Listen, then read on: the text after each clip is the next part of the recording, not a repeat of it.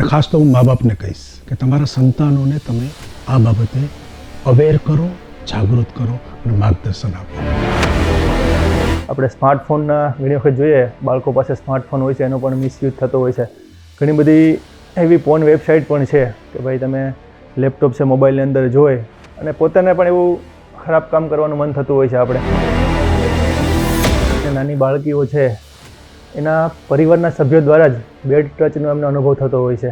માનો કે 5 વર્ષ કે 7 વર્ષની બાળકી કે 10 વર્ષની બાળકીને ખબર નથી હોતી કે આને બેડ ટચ કહી શકાય, પણ જો એને સ્કૂલ દ્વારા માતા પિતા દ્વારા જણાવવામાં આવે કે ભાઈ કોઈ પણ વ્યક્તિ બેડ ટચ કરે તો ના પાડી અને શિક્ષક અથવા વાલીને જાણ કરવાની.